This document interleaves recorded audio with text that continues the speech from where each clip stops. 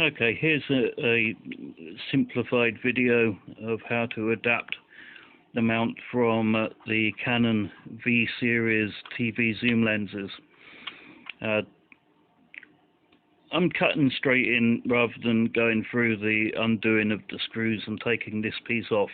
But basically, when you look at your V series lens, normally if they're for the JVC cameras, I think they'll have this captive ring here that will be screwed to the lens.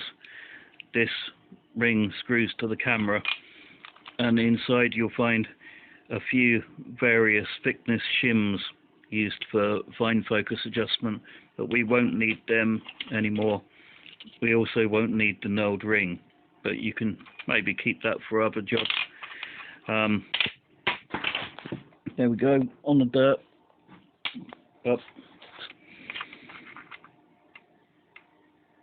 This being the surface that goes onto the lens, and this ridge here is going to need taking down, and eventually it should fit directly into the lens mount from the Nikon J1. Here is the Nikon J1 to C-mount adapter. Pretty ridiculous trying to look for a phone. And the inner ring just happens to be the size that when you take this down enough with sandpaper, it should fit and locate exactly within the outer ring. But when we take it down, it's going to have to be exactly straight. So the way we do that is starting off with a coarse P40 grit sandpaper. And I'll only just demonstrate this. It's pretty much impossible to do with one hand, and the other camera's bolted to something for another job. But you put it on the sandpaper, put pressure on, and count 1, 2, 3, 4, 5, however many you want. Turn 1, 2, 3, 4, 5. Turn 1, 2, 3, 4, 5. Turn until you get back to the original index mark, and keep doing that until you're going to have to take probably about 2 millimeters off of that, so it's going to take a lot of sanding. Don't go for the power tool option unless you've got a lathe and a micrometer at least. Plus you don't know where you're going to go to, so you have to keep stopping, clean off any of the dust, and then put the adapter onto the camera, hold them together, and then try to view something through the window at infinity. And you're going to be starting with infinity on the lens focus is about that far. So there's a long way to go, but it rapidly increases. So do the coarse work and then work up onto finer and finer sandpapers. So I'll cut here, do the sanding with both hands, and then I'll move back as we get somewhere in the ballpark of focus. Don't overshoot. If you do overshoot, then you might be lucky enough to use these, but these are really going to mess you up, because when this glues into here, it's going to be with epoxy. You don't really want anything in the way. You want it metal to metal without anything in between, because the whole weight of that lens is going to be hanging on the little Nikon J1 lens mount. It's not really designed for it. But anyway, here we go.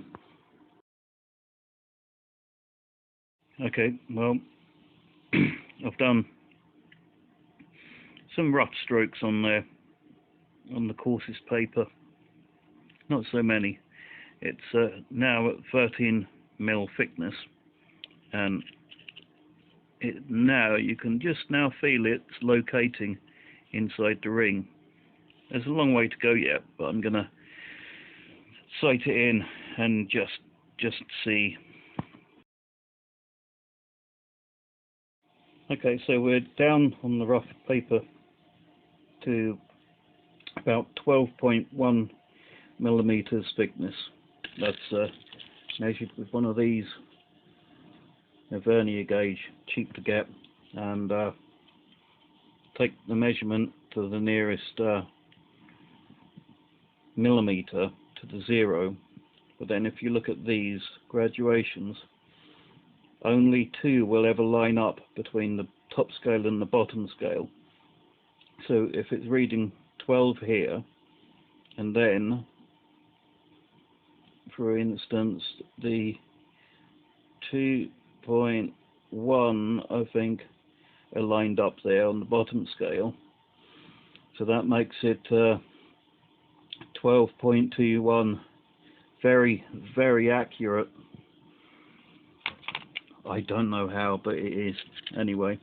So this held up onto the camera is now focusing to the pylons in the far distance. However,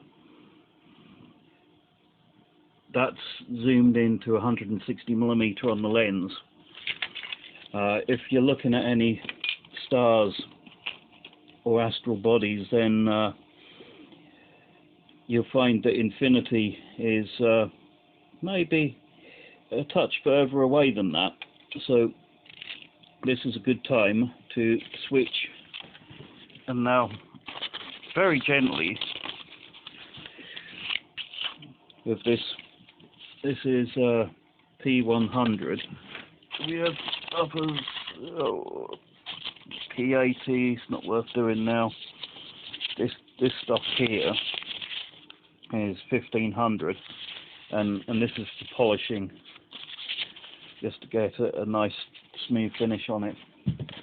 And I just want to go over the technique again. Do you hold the paper here, and then always remember the mark you're starting on, which for me is here, with this at the top, and then pushing it down flat onto the paper, drag it upwards. And notice this is a glass table. Glass happens to be flat generally because of the manufacturing process. Don't try it on a wooden table or a metal workbench. Find yourself a sheet of glass. It very, very unlikely that you're going to find a sheet of glass that's not flat enough for this, and you'll be able to look at the reflection to see whether the glass is warped at all. So I'm going to give it a few light brushes over with this, and then on polished paper, and then we'll set it up to glue.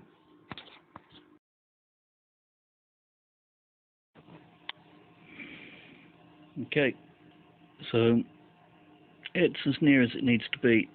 You see there's very slight surface scratches in the outer ring there, but it's generally polished. So now time to get it set up for mounting. Okay, so the screws are done up, all 5. The mount's on there secure. So now we've got to mount the camera on there at the angle we want it to be at. There's no point in gluing it and then finding out that when you bane it, the camera on, it's upside down or at a weird angle, because you're going to want to put your hand in the handhold. So that's the first thing. Adjust that to how you want it, and then draw a line on the mount. Okay, so I've got the glue put on. I couldn't video that because the glue was going off too quickly after mixing. It's one of these standard AB part epoxies. Any sort should do, but it's important, mix some up first just a little bit and see how long you've got to work with it, because sometimes, like, it's quite hot in here and it can go off very quick, so you don't want to be caught by surprise and find you've just put glue on everything and it's set before you can use it. You've ruined both parts probably. The lens here is a little bit overbalanced. It's got to be done that way up so the glue doesn't run into the lens. A little counterbalance on there of a torch, and if you've got one of these ultraviolet lasers, they're only like £3 or something. It's worth just holding it on a few spots around there to give it a little bit of extra fast curing. And after it's sat like this for a few minutes, well, you'll know, because what's left on the end here, yep, they've gone quite tacky now. Well, more than tacky. They are stuck. So now it can go up this way. Turns out easy. The CN1 there is to go to the top of the lens, and then it's okay. And after it's done like this, even though it's a quick cure in epoxy, I would give it at least 24 hours to cure properly. Don't try and put it straight, don't try and wiggle it to see whether it's held. Don't try and put it on the camera, because it will not. Also, you'll ruin all of your work. You'll ruin your lens, you'll ruin the adapter, which is inconsequential, but still, these lenses are getting quite hard to find, and epoxy is horrible stuff to try and clean off, pretty much impossible. So just leave it alone in a warm place, then come back to it the next day. The next video I'm going to do is taking this unit apart, which is the electronic zoom control, and also in there's some electronics that contain the workings for the aperture control, which I didn't try on the last lens that I did. I just put that as a power button on the battery that I added to run the zoom, and that was enough. But this one, I want to do a little bit better job on it. I want to try to get the automatic aperture working to some degree, whether for a video signal from the HDMI port or possibly through an external photocell. It depends what can be done with it. This button, which is your standard record button, I'm going to have that as a record button, and I've got a remote control. Again, only like a £1.50 from China, infrared control, and I'm going to wire that onto that button and then mount it somewhere, hopefully maybe in the case, so that the LED can stick out here, so that it's actually, the infrared LED is pointing towards the camera. That should make that button work fine for recording. These have got various data signals for aperture. There's another port on the side, but I'm going to leave this alone now anyway and come back to it tomorrow when it's set.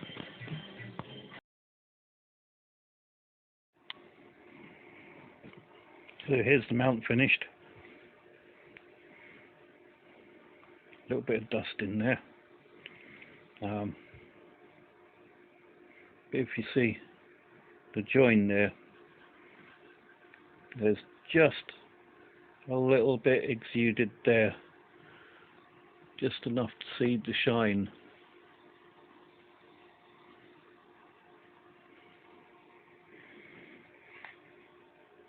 but you can pick these up for about 40 quid. It's a lovely piece of glass. Something like this, brand new, would cost probably at least a couple of thousand.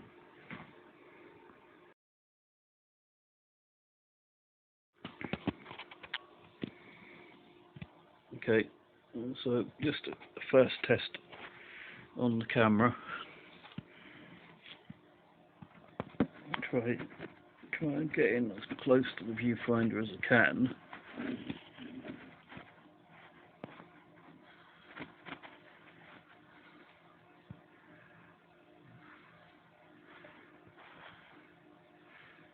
You can see the depth of field we're getting there.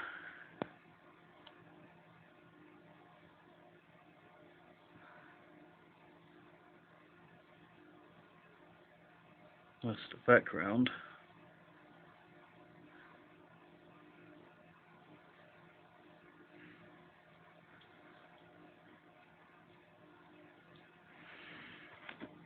It's a pity on this camera you can't really see the sharpness.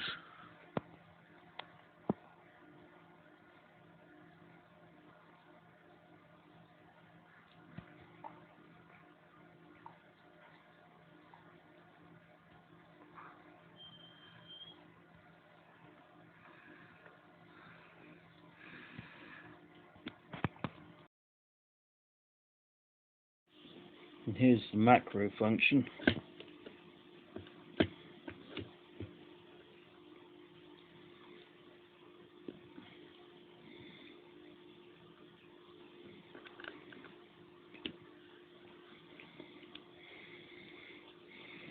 With this we can kind of go right in on stuff.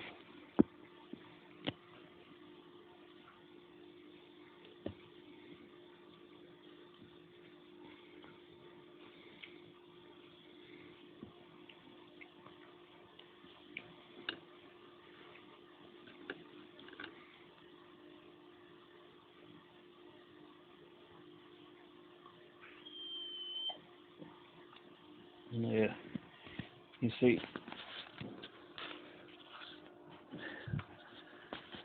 okay, it's almost impossible to see in this shadow.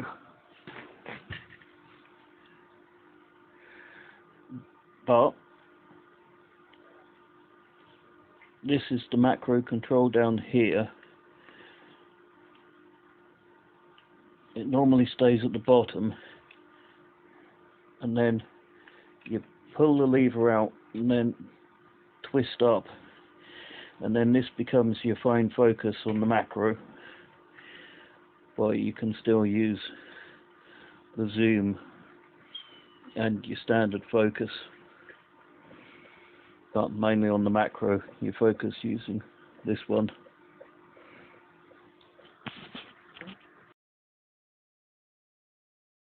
Okay, so just taking the zoom unit cover off the lens, we get a good look at the insides. Check these belts, they're important for the zoom. They do get perished. You see, that's started to go here a little, but they are double belts. So if one goes, your shoot's not going to be ruined. And you can see inside, they're really, really well built. So I'm going to probe around and find out the colours, because I did write it down last time I done one of these, but now I've lost the book. So I'll find out what the colours are and then continue the video so you can know. So as it turns out, you can get to all the cables you need through the short wire that's coming out. Cut the plug off at the end, and these should be the color codes. The first one's the power zoom. You want to get the blue, which is ground or negative of your battery, and then the green is the positive of the battery. Funny color codes, I know, but that's the way it is. If you connect them to a power source between, I use 7.4 volts, 2 lithium batteries, but between 7 volts up to 9 volts is okay. I believe it might take up to 12 volts, but I've not pushed it yet. The grey there, VTR run, that is the button on the unit which you can then use to trigger your camera to record. The orange I've not found a particular use for at the moment. Right, the iris controls, the red and the brown are the actual iris coils. So if you put positive onto the red and the negative onto the brown, the iris is going to open, and if you reverse the polarity, the iris will close again. The iris unit is isolated from the rest, so you can feed it pulse width modulation. It seems to like pulses. Short 3 volt pulses tend to step it forward a little, and then the reverse step it back. So you could use a center tap on your battery. Everything else really is irrelevant. The white cable. Now this is the feedback on the zoom.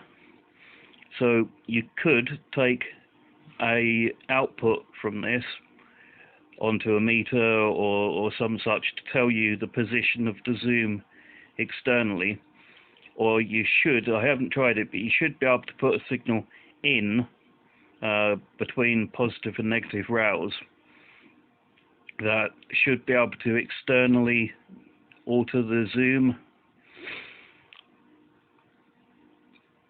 What else? Yeah, I think that's it. The orange, still a mystery. Couldn't really be bothered. I've got all the main ones.